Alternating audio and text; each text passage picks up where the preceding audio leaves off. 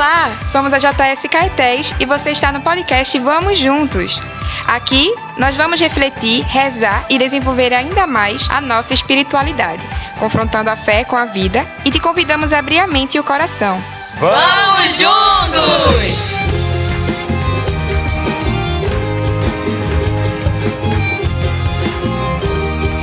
E é com muita alegria que eu recebo todos vocês aqui em mais essa edição do nosso podcast Vamos Juntos. Estamos na edição 40, minha gente, já é um tempão, né? Várias semanas a gente aqui se reunindo, conversando, aprendendo, crescendo. E hoje, para falar sobre crescimento, sobre aprendizado, e com certeza vai ser uma ajuda muito grande para você na sua compreensão sobre igreja, e esse podcast também ajuda muito a gente nisso, eu trouxe uma convidada muito especial, que também é uma nova conhecida minha, uma nova amiga minha que eu estou fazendo, né? E ela vai conversar hoje com a gente sobre um evento assim, muito importante para a nossa igreja, né? Bem-vinda, irmã Valéria, se apresente aí para a nossa turma do podcast Vamos Juntos. Olá, pessoas! Que bom estarmos juntos aqui. Então, eu sou a irmã Valéria Andrade Leal. Agora eu estou trabalhando aqui na CNBB como assessora da Comissão Episcopal Pastoral para a Juventude. É bem comprido. Mas eu sou assessora para pastoral juvenil no Brasil. E a gente trabalha, então, com várias expressões juvenis, as PJs, os movimentos que trabalham com juventude, as novas comunidades, as congregações religiosas, enfim, todo mundo que tem um projeto de evangelização focado em juventude. Eu sou apóstola do Sagrado Coração de Jesus, essa é a minha congregação. Infelizmente, a gente não tem casa no Nordeste. Ainda, né? Ainda, vai que, né? Só Norte. Norte. E eu sou do Sul, né? Eu sou do Paraná, sou paranaense. Inclusive, nós somos de outra província, né? Eu estou morando agora em Brasília, por causa do trabalho da CNBB. Com muita alegria que eu te recebo aqui nesse podcast, bem-vindíssima. E qual que é o tema que a gente vai falar hoje, irmã? Eu fiquei sabendo que em novembro aconteceu um grande evento da nossa igreja e eu te convido aqui a falar para os jovens, para a nossa turma que nos acompanha. Que evento foi esse, irmã? Pois é, nós vivenciamos a Assembleia Eclesial do CELAM. O CELAM é a Conferência Episcopal da América Latina e Caribe. O Caribe não fala língua latina, né? Por isso que a gente coloca e Caribe. E os outros países todos falam línguas latinas, espanhol, francês, português. E nós, além das línguas locais indígenas, né? Que não são bem latinas, mas são línguas locais. Mas nós vivenciamos, então, essa experiência que é a primeira vez na igreja, toda a igreja do mundo todo, que acontece essa tal dessa Assembleia Eclesial. Normalmente você tem os sínodos, você tem as reuniões de conferências, né, as assembleias episcopais, e nunca uma assembleia eclesial, né? Agora nós vivenciamos, então, a primeira assembleia eclesial. Isso é um evento muito importante, né, irmã? Porque geralmente essas assembleias, como a senhora falou, aconteciam na modalidade episcopal, que quer dizer reunião de bispos, né? Então agora, como a Assembleia Eclesial, é de igreja como um todo, né? Então não é igreja somente bispo e padre, né? E freira, agora é o que mais? É a igreja de todo mundo, né? Todo o povo de Deus. Então tinha muitos representantes leigos. Na verdade, eram 40% de leigos. Olha que coisa boa. Outros 60% eram divididos entre as outras categorias, né? 20% de religiosos e religiosas. 20% de clero, de presbiterato, de preferência diocesano, né? Porque daí alguns padres entraram também como clero religioso, que é o caso de vocês, salesianos. E 20% de bispos. Inclusive tinha jovens, né? Do Brasil nós tínhamos 10 jovens pela Comissão Episcopal da Juventude, pela CEPJ, que é a nossa, da Juventude. Mas, porém, contudo, no entanto, como tem jovens esparramados em tudo quando é pastoral por aí, a gente tinha também mais jovens, né? Por exemplo, um jovem do Conselho Nacional do Laicato, tínhamos uma jovem que colabora na comissão da catequese, bíblico-catequética, né? Que também estava participando. Então, além dos jovens oficialmente pela Pastoral Juvenil, nós tínhamos aí alguns outros jovens aí perdidos no meio desse rolo todo. Muito bem. Irmã, essa reunião que aconteceu de toda a representação da igreja, né, das igrejas locais, vamos dizer assim, das dioceses, todos os movimentos e pastorais, que aconteceu lá na Cidade do México, agora, né, dessa primeira assembleia, ela teve qual objetivo? Por que o pessoal decidiu se reunir e qual que foi a ideia disso? Em primeiro lugar, o pessoal do CELAM, a história começa antes, né?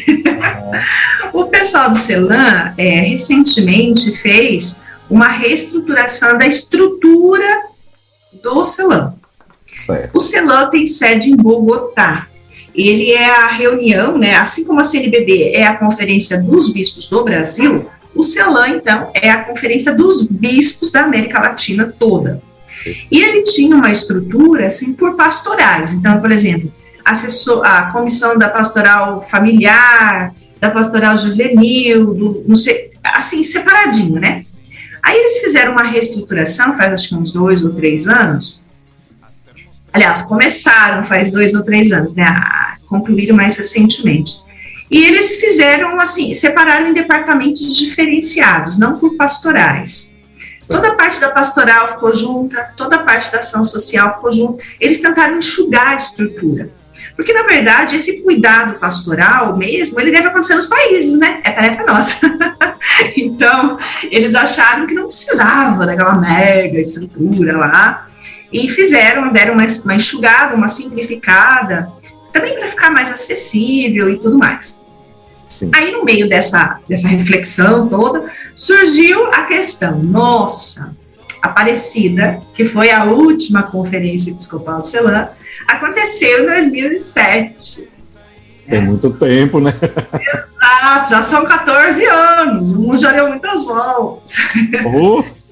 Tá na hora da gente fazer outra assembleia. Aí foram lá, bonitinhos, lá conversar com o Papa Francisco. Olha, nós estamos querendo fazer uma assembleia, né? E o Papa Francisco, sempre muito fofinho, muito querido, o Papa Francisco muito fofinho, falou o seguinte: olha, gente, vocês não deram conta do que está no documento de Aparecida ainda. E ele tem propriedade, ele tem lugar de fala, né? Exatamente. Porque além de ser Papa, ele foi o relator, né? Exato. Ele foi o responsável primeiro pelo documento. Documento, né? De Aparecida. Então o cara sabe o que está falando. Muito fofamente, ele deu esse pito. Ele falou: olha, vocês não deram conta do documento de Aparecida. Desculpa dizer, mas... Para que vocês estão querendo inventar outra história aí? Né? E aí ele disse assim, que era importante revisitar o documento de Aparecida e que não era a hora de fazer uma conferência episcopal. Por que vocês não fazem, então, uma assembleia eclesial como um grande encontro de todo o povo de Deus? Olha que coisa linda. Ah, meu Deus, Senhor, mas do Espírito Santo não tem boquinha, não. Não tem boquinha. Esse Papa é de Deus. Era muito inspirado mesmo. Que coisa linda. Então, se encadeou todo esse processo, né? Que não foi só em novembro, a gente já começou no comecinho, foi em 24 de janeiro, se eu não me engano, foi o lançamento oficial da proposta, com vistas a um processo de escuta em todos os países. A Pastoral Juvenil, inclusive, realizou vários fóruns. Nós tivemos um nacional com a Pastoral Juvenil, outros grupos também se mobilizaram, dioceses fizeram momentos. Eu acho que eu fui falar para vocês aí também sobre a Assembleia Eclesial na diocese aí de vocês. Isso, não, né? Falei daqui. Foi uma videoconferência. O pessoal, então, foi fazendo os processos em pequenos grupos, em grupos maiores. Na Pastoral Juvenil, houve também fóruns em nível de Latinoamérica. Aí tinha os temas lá que foi dado o material. Tudo isso que foi coletado no processo de escuta, depois foi discutido, rezado, né, analisado, discernido na própria Assembleia, que foi agora em novembro. Certo. Irmã, e aí então, esse processo de escuta todo, ele foi guiado por um tema, ou o tema surgiu depois. Ele foi guiado antes, né, por um tema, né? Que foi inspirado no de Aparecida, né? Isso, é uma retomada de Aparecida. Exatamente. Agora, é bem legal, padre, porque é o seguinte, na verdade, mais do que o resultado, assim, né? Alguns ficaram meio frustrados, porque não vai sair um documento igual o documento de Aparecida, né? Essa experiência, ela ganhou bastante importância por causa do exercício, vamos dizer assim, né? Da sinodalidade. Fala para a turma aí o que significa essa expressão. A gente já deu uma pincelada uma vez em algum episódio nosso aqui, muito por alto, mas agora a gente vai aprofundar um pouquinho esse tema, por favor. Certo.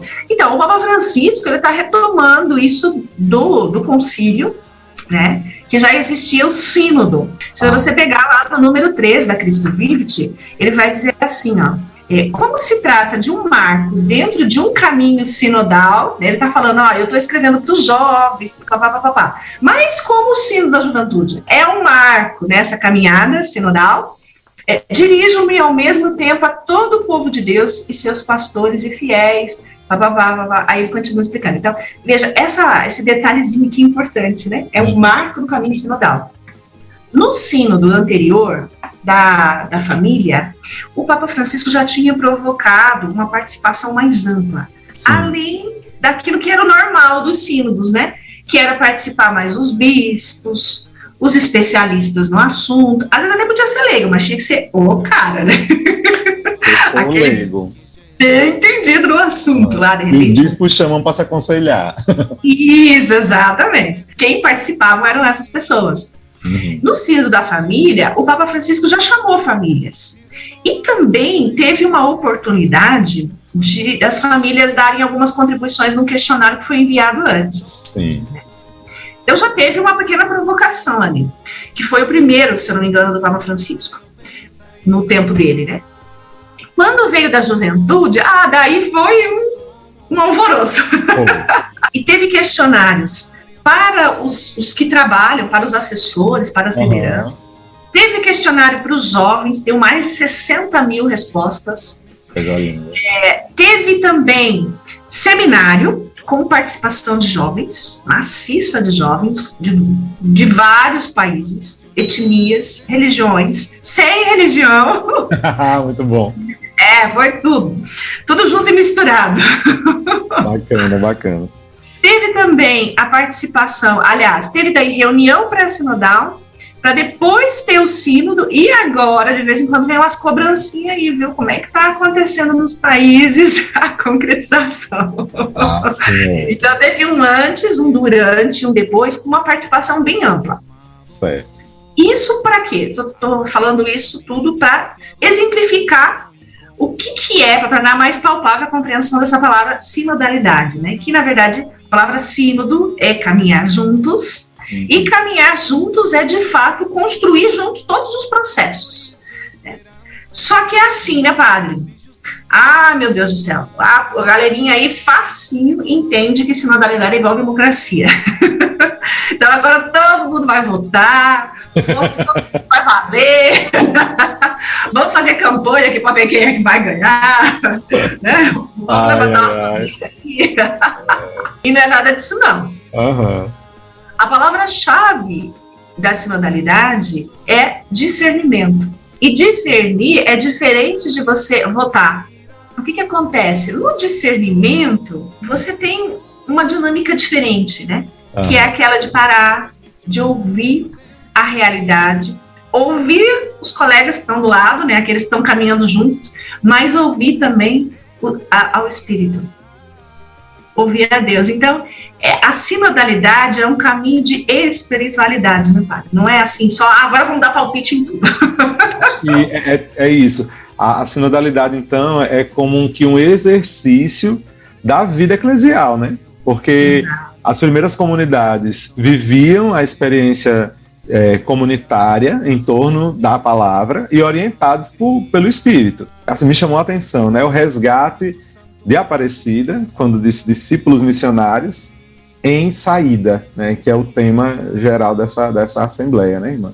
E é justamente esse espírito que o Papa Francisco traduziu para nós como um desejo de Deus, né? dessa igreja em saída, né? É importante destacar que você falou da palavra, né? Uhum.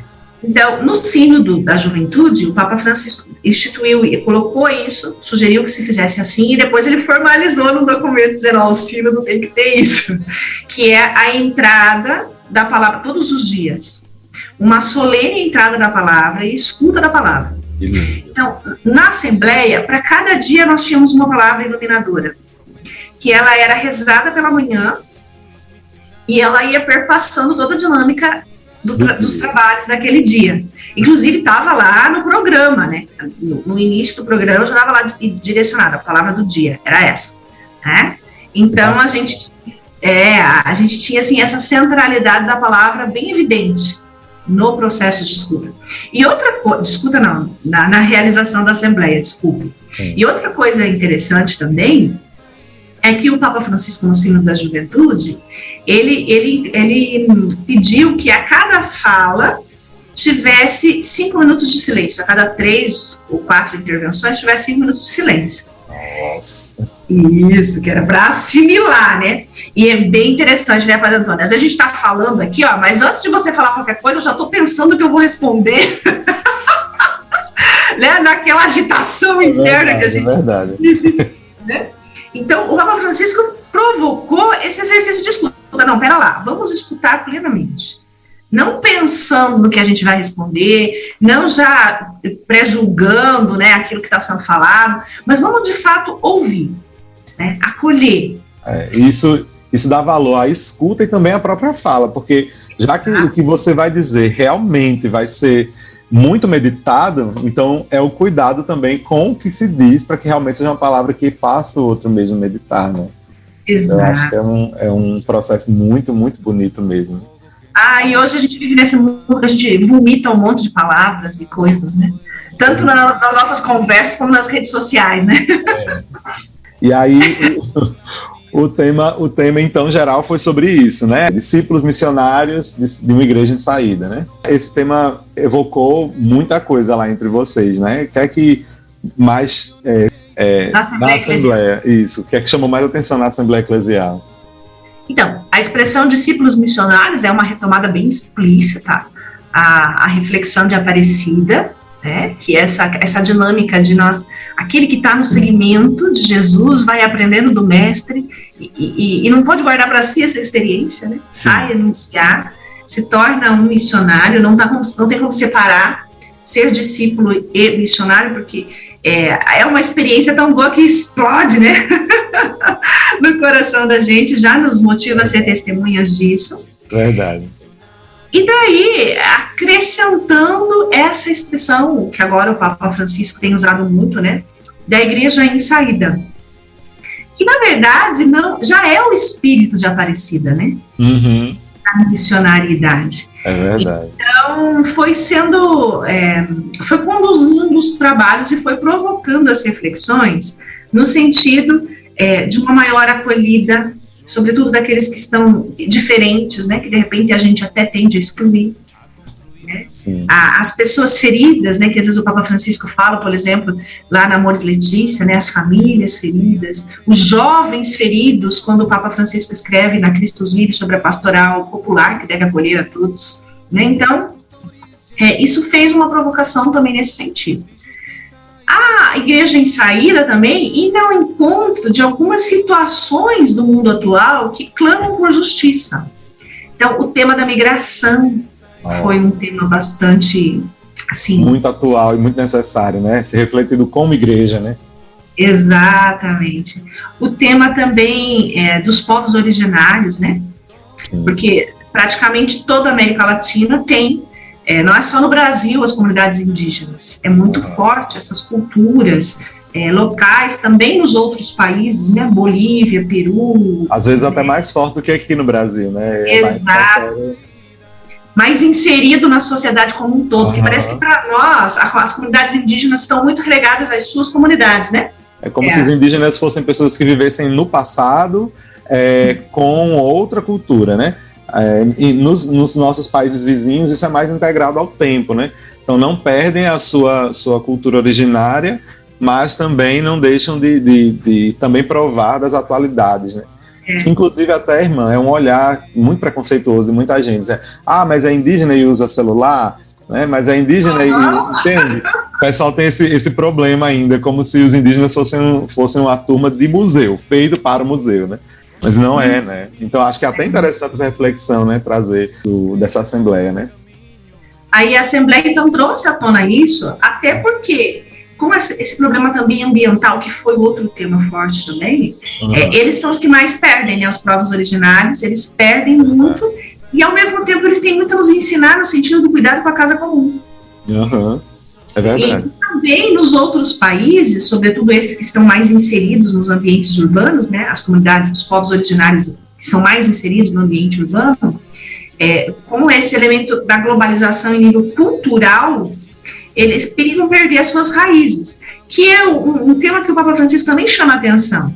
Na Cristo Vive ele fala jovens com raízes. Na verdade, ele até fala da perda que é quando a gente vai perdendo as culturas, né? Aí a gente perde a nossa identidade, daí o que é da gente nunca presta. Aí a gente vive num mundo desejando aquilo que a gente não tem, desejando ser aquilo que a gente não é, né? E que nem precisa. Exatamente. E não dá para ser feliz assim, né? E nós somos feitos para a felicidade, gente. Com certeza. Para a vida plena, né? Não para ficar se espelhando e sofrendo com uma coisa inalcançável, né? Exato. Então, irmã Valéria, essa Assembleia Eclesial, ela não trouxe um documento definitivo, assim, como uma coisa dogmática a se seguir, mas ela trouxe alguns desafios pastorais que eu acho que é importante, como que recomendações para a gente avaliar e pensar também na nossa comunidade local, né? Então, quantas foram e quais são a senhora que esteve lá nessa Assembleia Eclesial, graças a Deus, a primeira da história da nossa igreja, assim, de maneira tão bonita? Foram 12, né? 12 as prioridades pastorais. A primeira, inclusive, é sobre a juventude, né? Reconhecer e valorizar o papel dos jovens na comunidade eclesial e na sociedade como agentes de transformação. Eu fiquei feliz, né? Porque... Tem tudo a ver, né, irmã, com o seu trabalho. Dia, mas... Acompanhar as vítimas das injustiças sociais e eclesiais com processos de reconhecimento e reparo.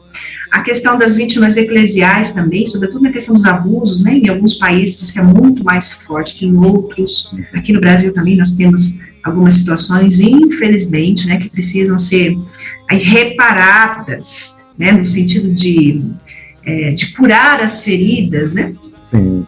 Mas, e também no sentido do escândalo, né, que causa, né, nosso povo também precisa amadurecer com relação a isso, né, para entender que, infelizmente, às vezes os religiosos, os padres, acabam que são santos e pecadores, né? Estamos todos aí buscando a santidade e, infelizmente, às vezes acontece. Agora, é importante, né, padre, destacar que só sai na notícia o crime, né? Mas tem muito mais gente fazendo coisa boa, então não dá para caracterizar a igreja toda em função do erro de uma pessoa. Existem diversas outras iniciativas bacanas que a gente pode noticiar, mas infelizmente o que chama mais atenção é o susto, é a agonia, é a dor, né? Então, infelizmente, a gente tem essa situação difícil que a gente enfrenta aí. Próximo ponto das prioridades pastorais, a gente tem... a inclusão das mulheres, né? Coisa linda. Nas decisões da igreja... Eu sou suspeito de falar, irmã, que a minha monografia da teologia foi a respeito disso, sabe? O confronto de Jesus com a mulher cirofenícia, como é que aquela mulher consegue mexer com Jesus de modo que ele repensa, né? A respeito dos povos gentios por causa da fala dessa mulher, né? Então, assim, a gente talvez precise ouvir mais. Eu acho que eu tô feliz que eu sou um padre, que eu tô muito a ver com o que tá acontecendo na igreja da qual eu participo, sabe? Eu tô muito feliz, de verdade. Esse terceiro ponto é lindo, né? De promover a participação ativa das mulheres nos ministérios, órgãos de governo, discernimento e tomada de decisão da igreja, né? Coisa linda. Eu tô muito feliz mesmo com esse ponto. Próximo ponto, qual que é?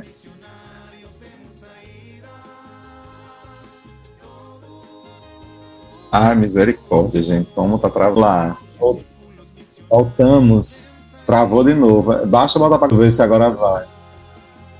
Tá se ouvindo? Tô. Pronto, vamos tentar continuar a partir do próximo ponto, que é do 4. Sim, depois o 4 é a dignidade humana, né? Defender a vida desde a concepção à morte natural. Acho que isso é muito importante na nossa igreja também, né? É importante demais. Sabe que a vida está ameaçada em várias instâncias. É. Às vezes a gente foca muito na questão da gestação, né? Que na verdade não é nem da gestação, é de aceitar a gestação, né? Que esse é o único grande problema que o pessoal está vendo. Está esquecendo de cuidar da gestante, esquecendo de amparar a vida dela, a vida da criança, né? Exigir do governo isso, né? Não somente que criminalize aborto, mas que promova realmente a dignidade das mulheres, né? Exato. Depois vem a questão da sinodalidade, né? A formação para a sinodalidade, para erradicar o clericalismo. E uma coisa que foi discutida, Padre Antônio, é assim, o clericalismo, a gente já pensa nos padres e nos bispos, né? Mas o clericalismo, às vezes, ele está também no laicato, né? Sempre que a gente quer usar o poder para subjugar alguém, né, para impor a nossa opinião, enfim, sempre que a gente quer ser o mandão da história. Não, e o que é triste assim, é ser o mandão da história a partir de um pensamento deturpado do que é hierarquia na igreja, né? Exato. Então, eu acho que é isso que é o problema do clericalismo, né? É quando você confunde, sabe, o que é que Jesus Cristo pensa sobre a hierarquia da igreja, né? Quem são os maiores no reino, né? Não são os padres, são os que mais servem, mais amam, né? Exatamente. É sério. O clericalismo contamina, né? Essa atitude dos padres às vezes serve de exemplo para outras questões. Por isso foi discutido o clericalismo, inclusive na formação do clero, mas também foi discutido o clericalismo como atitude de alguns leigos que querem tomar posse também de alguns espaços, né? Então, é interessante a reflexão, foi bem além, assim, né? Que coisa boa. Depois, a questão da participação dos leigos, que na verdade está ligada a essa superação do clericalismo também. Então, acompanhar os leigos na onde lhes é próprio estar, no mundo do trabalho, por exemplo, né? Como que é o leigo cristão lá no seu trabalho? Será que ele está entendendo que lá é o lugar da missão dele? Ou a outra prioridade pastoral é ouvir o clamor dos pobres, excluídos e rejeitados, que também foi bastante debatido, né, até por causa na tradição nossa, da nossa igreja latino-americana, daquela opção preferencial pelos pobres. Isso foi recuperado, assim, e foi dado bastante importância, inclusive, para isso. Até porque o pontificado do Papa Francisco também está mobilizando toda a igreja para isso, né? E sempre foi uma sensibilidade nossa aqui latino-americana. Graças a Deus. 8º, reformar os itinerários formativos dos seminários. Isso aí toca profundo aí, né? A ideia é converter os padres, né?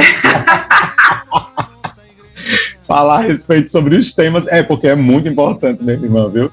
A gente tocar em outros temas importantes, como ecologia integral, povos nativos, né? Que isso tudo que a gente já tinha falado, né? Essa preocupação para que a gente se forme com essa sensibilidade, né? Isso, até porque se os padres não estiverem preparados, eles não vão também dar espaço, né, para que outra pessoa possa fazer diferença. Então, é essencial a gente mexer um pouquinho também nesse elemento aí da formação do clero, né, incluindo esses temas atuais aí, inclusive, que são as prioridades pastorais do CELAM. Então, o 9º, renovar a luz da palavra de Deus do Vaticano II, do nosso conceito e experiência de igreja, povo de Deus, em comunhão com a riqueza da sua ministerialidade, que evita o clericalismo e favorece a conversão pastoral. É fazer com que a gente renove nosso amor pelo Vaticano II, né? Exato. Tá tão atacado, né, irmã? Tão bombardeado aí. Sim, recuperar a riqueza do concílio, sobretudo nesse conceito de igreja, povo de Deus, o que é fundamental para se entender o elemento da sinodalidade. Se a gente não se entender enquanto povo de Deus, enquanto igreja ministerial, enquanto gente a caminho, né? Comunidade, exato, né? A gente não vai conseguir realmente fazer esse processo de sinodalidade. Então, é essencial esse elemento, né, de recuperar essa eclesiologia, esse entendimento de igreja que o concílio nos propõe. Isso, aí vem a questão, então, da ecologia integral, né? que eu acho que está sendo bastante falado também no nosso ambiente eclesial, aí a partir da Laudato Si, com a querida Amazônia, e é uma urgência no nosso mundo. Com certeza. Depois, o 11º, que é promover o encontro pessoal com Jesus Cristo encarnado na realidade do continente. Para mim, pessoalmente, essa é a prioridade das prioridades. Todas as outras coisas a gente vai fazer, a gente vai renovar o mundo, vai fazer todas essas questões sociais, todas essas questões também de estruturas da igreja, tudo isso vai ser renovado se o nosso ponto de partida for o nosso encontro com o Senhor. Se não for Jesus o nosso fundamento, nós não vamos conseguir coisa nenhuma.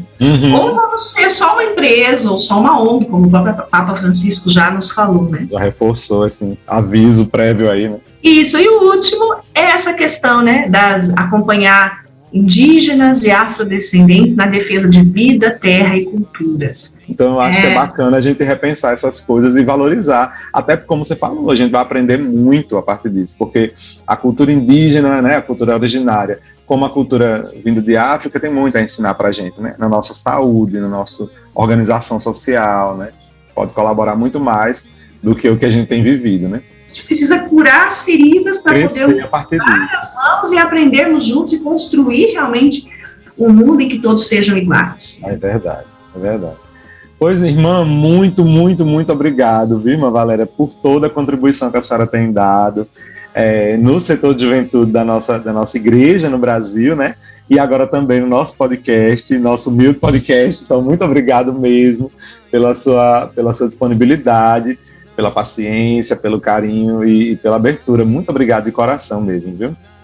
Imagina, eu é que agradeço. Para mim é sempre uma alegria. E a gente sempre vai aprendendo junto também, à medida que a gente vai refletindo e tal. Então, é uma oportunidade para mim. Eu é que agradeço o convite e fico rezando aí para que vocês possam realmente sempre crescer mais e que essas prioridades pastorais possam nos ajudar também a gente ser igreja em saída, né? Ser discípulo missionário, ou seja, estar no segmento do Senhor e ser capaz de anunciá-lo e transformar as realidades onde estamos. Valeu, você que continua aqui com a gente, muito obrigado pela sua audiência aqui conosco, de estar acompanhando a gente, de estar ouvindo a gente. E agora eu vou convidar aqui a irmã a gente terminar juntos também, né, esse podcast, como a gente sempre faz. Se você quiser continuar crescendo na sua fé, entendendo melhor o seu papel de jovem na igreja, eu e a irmã Valéria te convidamos. Vamos juntos!